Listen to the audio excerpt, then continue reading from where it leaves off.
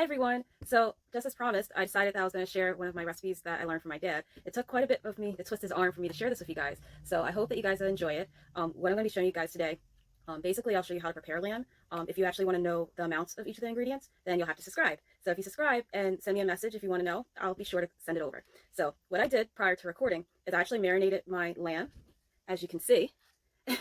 I marinated it overnight in the spices. Now, you don't necessarily have to marinate it, but since I wanted it to be thoroughly seasoned completely through, that's what I decided to do. Now, if you're pressed for time, just like you normally prepare lamb, you take it out at least a day before so that it'll be thawed enough for you to maneuver it or whatnot. Now, since I don't have a bone that I'm going to be using in this lamb, it's not a leg of lamb, it's just a slab of the lamb, I'm going to actually need to use spray butter on it after you have it seasoned. And the other thing, too, is that you're going to put on like a 45 degrees with a very sharp knife.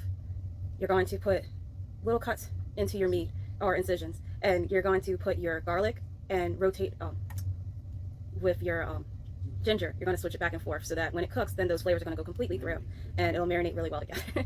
And if you hear anyone in the back, that's my dad. He's making sure I say everything right for you guys. So since I already seasoned it, now what I'm going to do is I'm going to put those little cuts in. But now you don't want to cut all the way through. You just want to make sure that it's through enough so that your herbs can sit in it just like a little pocket.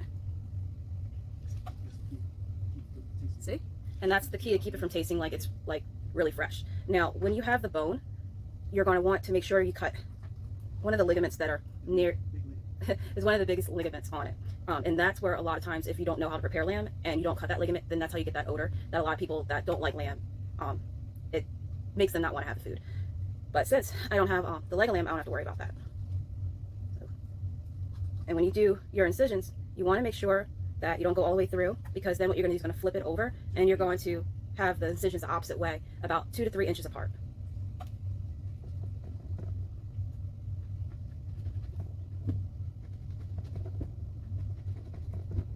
So I'll just do some to show you what that looks like, and then I'm going to pause it and I'll show you when it's finished, and I'll show you also the chopped up vegetables. But these are the vegetables that you're going to need. You're going to need a leek. Usually it's long like that, but this actually was 2 leeks. I just chopped off the tops already, and that's the tops I previously used for the other lamb I prepared that I put pictures on Instagram. You're going to need ginger, not this much of it. If you have the special gourmet purple dark potatoes, you can use 1 or 2 of those. Since I don't have the Yukon potatoes, I'm going to be actually using Russell, so in this case I'll be using 2 of those. You're going to want to use more of the actual red tomato potatoes, not tomatoes. That look like this. You'll probably see sometimes they have the spuds on them in the store. So when you prepare them, you're going to want to make sure that you cut those areas off, because sometimes it's also what they call the eye, and you want not to have your potatoes with spots in your food. The other ingredient you're going to need is your radishes. I'm going to be using the red ones, about 3 of those. And if you have the Spanish sweet onions, you don't necessarily have to use a whole one. It depends on the size of the lamb that you're going to use. And what you're going to need a lot of is your garlic. And the other ingredient you're going to need a lot of is your potatoes, which I first mentioned. And I have a mystery ingredient that I don't have. I don't know if you might be able to guess it or not, but it's apples. So that's one thing I forgot, but you only need like 1 large red apple. So I'll actually show you guys that one is already cut up.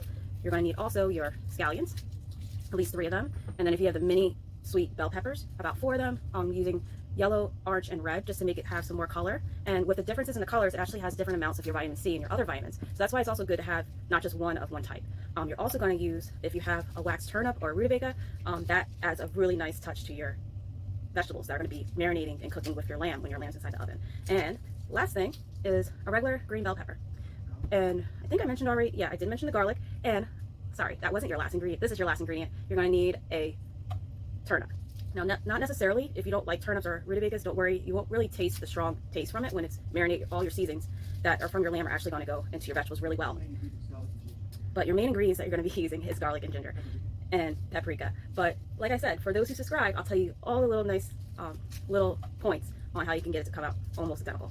Now, where I was driving at before I went into that little side note, if you have a a waxed turnip or a rutabaga, you don't necessarily need to have both. And that also goes with your turnips. So if you only have a waxed turnip or a regular turnip, that'll be okay too. So I'll come right back after I have all this cut up and show you how it looks and have it prepared with the lamb, and then we'll be good to go. And then once it's done, I'll show you guys again, and then, we'll see you on the next video. And I'm back. So as I mentioned, I was going to have everything cut up to try to save on time, and I'll show you real quick, briefly, your vegetables. So your same ones that I mentioned earlier. I did that to try to save on time. And you might think that's a lot of vegetables, but actually when your meat is cooking, the spices from the meat actually marinate well with it. And I cut the rest of them. So that's how many vegetables ideally you kind of end up with. But for about a 10 to 15 pound piece of lamb. Now this is a smaller piece, so I might not use all these vegetables, but with it already being pre-cut, then what you can do is you always can freeze it or put it in your refrigerator and use it for something else later on. So now I'm going to arrange it around my lamb, and I'll show you how that is. And while I was doing this, I preheated my oven at 375 degrees Fahrenheit. Once the lamb is actually in there, I'm going to turn it up to 400. So I'll show you that in about one more moment. Okay, so I wanted to actually show you guys, you're going to be stuffing the ginger and the garlic deep into those pockets I told you about, and you're going to do it on both sides. And if there's anywhere you can lift it up and cut it, you're going to do that same too. So it's going to marinate completely through. Now here's the opposite side. See how the striations are? So I'm going to put this here, and I'm not sure how well you're going to be able to see me stuff the lamb, but just bear with me 1 second. I think it should stay. Okay. So you're going to want to make sure the garlic and the ginger is going to be stuffed into the pockets deep, as far as deep it'll go. And you're going to, if you're able to put it on like different angles in them, that'll be even better. And what you could do is you can do one side garlic, one side ginger, but to make sure that it's thin slice, let me see if I can show you. So here's like a slice of ginger, and after you peel it, you can slice it longitudinally or you can slice it horizontally, long as it's thin. So you can basically go with the grain or against the grain. And if you go with the grain, my dad said that you'll end up using more of the garlic. But if you go against the grain, you'll end up using actually more of the ginger. You want to do that way because it'll make your meat more tight. Thanks for the tidbit. I don't know if you can hear my dad because he's in the other room next to me. But and if you want to, when you're preparing this, you can wear gloves. But I'm only preparing this for me, myself. Not me, myself, and I, but me and my family. So if it's for others outside your family, then it's ideally to use gloves, because the gloves that go like up to your wrist. Plus, then you won't get a lot of the spices under your nails and whatnot. And you have to be careful with garlic, because garlic can cause burns if you peel a lot of it.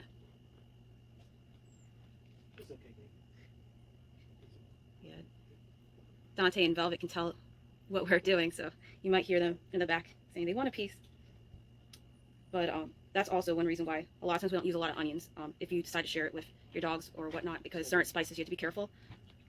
And I already said Spanish onions. Spanish onions, scallions. We're using leeks. Yeah, the peppers. I already mentioned all those already. But peppers, the small mini sweet ones, the regular size bell pepper. You're also going to be using the regular size bell, and you're going to want to get radish in there, some turnip, waxed turnip, as well as your onion or fresh turnip. You also can have your apple. In this case, we're using Gala because it ends up having like a sweet finish when you're done. They also have the scallions that you can use, and there's another type that's like a Spanish type that look like scallions, but they're different. But it looks closer in like the leek family. And that's that. So I'm gonna pause it and I'll show you once I finish. I'm almost done. All right, I'm back. So I took about, I would say, close to half of the vegetables I cut up, because I'm used to actually using a deeper pan. You can actually probably need, if you have a cast iron pan, around a 12-inch, or if you even get a larger piece of meat, because this is probably like maybe around 10 to 15 pounds, I would say. So if it was an even larger piece or like an actual leg, then I would say to use like the same pan that you have for cooking like a turkey. So anyway, I'll show you how I arranged it real quick, and then it'll go in the oven. And the other thing is that you have to spray it with your butter. So that's how it turned out. Now I'm going to spray it and put it in the oven. So as I was mentioning, you want to preheat your oven around 350. Could be around 375. If it's at 350 and Celsius, it's like roughly 177 Celsius. If it's but when you're about to actually put it in, you're going to want to use 400 degrees Fahrenheit, or I think that's like 204 Celsius, because it's been a while since I used Celsius, so because we don't really use Celsius in the States. But you want to make sure that your butter or oil is all over all your vegetables. And it might look like, I mentioned, like it's a lot of vegetables involved, but it's going to actually all condense when it's cooking. So I actually have my sauce for my marinade, and what I'm going to do is I'm going to pour that over part of the vegetables. And so after you use your spray butter or your oil and you put your sauce, or in my case, the marinade that I already had prepared around your vegetables, you're going to put in your oven. Right now it's at 400 degrees already. And what you're going to do is make sure that about every 15 minutes or so to check on it, because you don't want it to actually cook too fast. And when it's in your oven, what you're going to do is you're going to actually, can you see? There you go. So about every 15 minutes, you're going to check on it for the first part of cooking it, because you don't want it to cook too fast. And what you're going to do is when you check on it in those 15 minutes, your intervals, you're going to move your vegetables around to make sure they don't stick to your pan, and you're going to make sure that the top of your lamb doesn't get too dry or get cooked too fast. So if you still have some of your marinade, you can pour that on top. But if you don't, then what you can do is you can actually, if you have one of those turkey basers, you can use it to suck up the juice that your lamb's actually going to naturally make while it's cooking. And then what you do is when you suck it up, you're going to pour it on top of your lamb as well as your vegetables and continue to mix it up. So it's going to vary based on how many pounds it is, but I believe it should be done in about like 3 hours. If it's for a leg, it could be like different. But like I said, you just have to check it. And for, what is it? With this, it's more like a shoulder, so it's probably not even going to take that long, but that's why you have to watch it. And then as it goes, you can gauge if you can keep it in there longer enough. But you can also use a meat injector and check it when it's done, but you'll definitely can see the difference once it is. So I hope that once this is done, that you guys have a tasty meal or dinner, and that you've learned one of our famous secret recipes. And if you subscribe, then I'll give you the actual spices that we use for the dry rub before we marinate it. So I'll show you guys once it's done how it comes out. One sec. I'll see you when this is done. So one other tidbit I wanted to share real quick is that if you have a small family and you don't have a lot of time, then it's best to use a boneless that has the bone deboned for your shoulder or a leg of lamb. If you leave the bone in the lamb, then what happens is the heat actually absorbs and it creates like a cushion, so it takes longer. So you can have the same amount of meat, say as a shoulder of lamb, and it would actually be shorter because the bone is not in it. So that's one tidbit. If you want it to marinate longer and you have the time to just let it just sit and continue to cook in its own juices and whatnot, then I would say to definitely try it with the bone. But if you're pressed for time, then definitely go without a bone. So that's two different suggestions for when you try to cook your own stuffed lamb. So once it's done, then I'll show you guys how it looks. Okay, here's how it is after I basted the first time. You're gonna see before you baste it that your vegetables and herbs are going to start to look like it's starting to dry out, and that's when you know you need to put more of the juices on top of it. You don't need to put any more butter though, because you don't want it to be too greasy. And that's one other good thing about using apples and the potatoes, it absorbs a lot of the grease. All right, so at the 30-minute mark, this is how it looks. It should look like the vegetables are starting to char. And what I did was I changed the temperature actually after the first 15 minutes to raise it to 425 Fahrenheit, which in Celsius that's like 218 or so. The reason why I did that is because these vegetables, like the potatoes, the turnips and whatnot, they're actually going to take a higher temperature for them to be cooked more thoroughly, especially if you're using an electric stove, which is the type that I'm using. So now what you're going to do is you're going to actually stir your vegetables around, and you're going to use the turkey baster that I was telling you about. So you're going to stir them up, so the ones that are at the bottom or at the top, and the top go to the bottom. And make sure you go all the way around. And this spoon's actually a little big, but you can use whatever is easier on you. And that juice, we're actually going to want that to be sucked up to be put on top of the vegetables to keep them from drying out, because you don't want your vegetables to taste like they're dehydrated. Yeah, Velvet can't wait.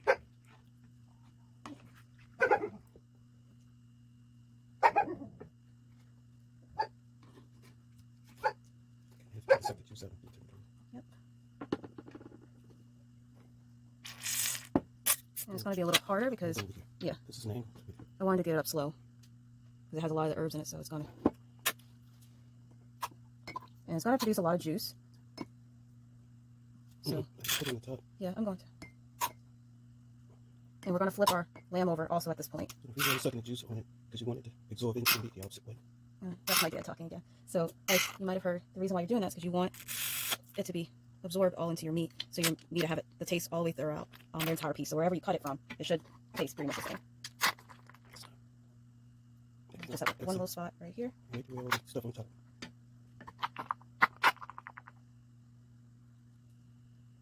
And then just go over the vegetables over here a little. And that's basically how you baste your lamb. That's enough. Huh? That's enough. You can flip it. Yeah. It looks good. You notice now you can start seeing how the ingredients are mixing in. Yeah. It's pretty interesting how it goes. So what I'm going to do, because this is hot, is I'm going to use a pair of tongs. So you don't want to really squeeze it because you don't want that juice you just used in it. And be careful. Flip it over. Okay. And that's basically it. And you're going to use the baster again. And this piece that we got actually was pretty lean, so we're going to spray it with some more butter, even though before I mentioned that you're not going to need to do it anymore. If your piece is really lean like this one, then sometimes you have to modify your recipes. That's all that happens with the art of cooking. Fun cooking. Yeah, fun. And you want to get into the crevices as well as your vegetables. That should be about it.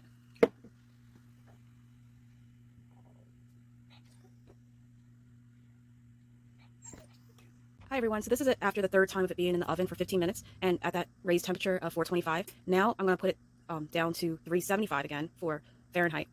And you're going to want to suck up all the juice, so the juice won't be in there because it's still going to produce more. And you're going to want to baste it again. And the other thing is you want to flip this entire lamb again so that the other side can finish cooking. And what you'll do for the fourth time is you don't have to watch it as much because it'll be at a lower temperature. You're going to have it in for around 30 minutes. But if you want to check on it sooner, by all means.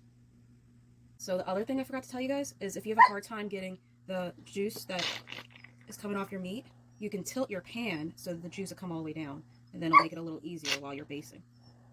But just be careful because you don't want to burn yourself. Okay, you can stop for now. Okay, so this is how it looks after the last 30 minutes at 375. Depending on how well you want your meat to be, the scale, I believe, goes from like blue rare, rare, medium, medium well done. I could be off a little bit, but what I'll do is afterwards, charcoal. After it's done, what I'll do is I'll post on Google some references that you guys can look to if you don't have a meat thermometer. We actually have two, but I have no clue where they are right now. And at the same time, I'm just going to show you what you can do in the meantime. So I'm going to take this off for now, carefully. And what I do is I let it come to a cool a little bit, so it'll be easier for me to handle because you don't want to burn yourself. So as you can see, it looks like the meat is almost completely brown. And when you cut it, I'm just going to cut a small piece. It can be anywhere. The edges are going to be cooked more than the center with the way this cut is. So I'm just going to cut from right here. And it doesn't have to be a thick, but just so you can see. You see that? You see that, Jeff? Yes. So, excuse my hands, but here, I'll do it this way. See on the inside, to me, it looks like it's still like, would you say it's a little pink? No. No, it looks like it's brown all the way? Light brown. So, it's probably I would be okay eating that. So it's probably like medium or medium well right now. So if you want to, what you can do is you can put it back in after you mix your vegetables and herbs up in your pan, and you can have it in for another 15 minutes at the same temperature, 375. Now, the other thing, if you make this in advance, like say you cook it the night before because it takes a little longer, what you can do is actually leave it at this. Leave it at this. And when it's at this degree of cookedness, then tomorrow or whenever you decide to heat it up, you can have for lunch or dinner, you put it back in your oven for the 15 minutes or so, and it'll be cooked to the wellness that you like. So again, everyone's different. Some people like their food even closer to raw. Health-wise, it depends. It's not really, what's the word I'm looking for? It's not really good for you, I would say, but I would say personally I like my food more well done because the more cooked it is, the more chances of you getting sick from it not being cooked thoroughly enough decreases. So that's basically it. So I hope that you like this. And another indicator too is that when you go through your vegetables, did you have to sigh like that? I'm breathing. Anyway, that's my brother this time. My dad had to go lay down. So see these pieces? That is most likely your rutabaga, or in this case we used, I believe, the wax turnip. When you try one of those, if it's cooked all the way, that's also an indicator I learned from my dad that most likely your meat to be cooked, thoroughly enough that you won't get sick. That's just some tidbits if you don't have a meat thermometer on hand. So what I'm going to do is I'm actually going to pick one of them up. Like I said, this should be one of the turnips. I'll put that on the plate, and I'm going to actually, I don't have the fork on me, but see, it cut really soft, almost like butter. And when you see how soft it is, it's already falling apart. So when you look at it, see how it's, you don't see how it's like halfway done. It's all uniform. So most likely this is good enough to go for your dinner. So anyway, I hope that you learned something good from this and that you guys have something tasty to have for dinner. And that's pretty much how you cook our version of stuffed lamb. So if you like this, don't forget to hit subscribe, because you hit subscribe, then, and you contact me if you want, I'll tell you for the dry ingredients, what you would use and roughly how much. If not, then I hope that you enjoyed this video and you'll still stick around, and maybe from some other videos I'll encourage you to subscribe. Okay? So don't forget to also give me a like and to hit the bell for more notifications, as well as a comment down below. It helps the algorithm. YouTube lords are get happy about that. Yes. So anyway, I hope from this that you guys enjoyed it. And again, it's a longer video, but lamb usually does take a long time. And I try to keep it down to the essentials, so you should be able to follow pretty simple. So anyway, like I said, if there's something that you would like to try or you're curious about trying, don't feel shy or hesitant to want to leave a comment down below. And from that, maybe if I know how to cook it, which most likely I might, I'll maybe surprise you. So you're taking requests? Depending on what they are. Okay. So take care and see you guys next time. And this was dinner ideas with Melissa. Oh, that's one thing I want to say real quick. I'm gonna have short little segments, like probably not even more than 5 minutes, of short, quick dinner ideas, and I'm gonna call it, I guess something like Dinner Ideas with Melissa. So stay tuned for that. I'm sure those that don't like long videos will enjoy it. Bye. This is how our lamb came out. We ended up letting it stay in the oven a little longer than we expected because we wanted to heat it up or keep it warm while we were finishing up our other food. But it should take about 3 hours for this. Since it was smaller, it was about an hour and a half. But it depends, again, based on how many pounds it is. And also, like I said, the indicators you can look at when you slice the meat, as well as look at the turnips or the rutabaga. So anyway, if you like this video, don't forget to hit subscribe, to hit the bell for more notifications, as well as to comment down below, as well as to give me a like. And until next time, I'll let you guys see some other tasty dinner ideas. Bye for now.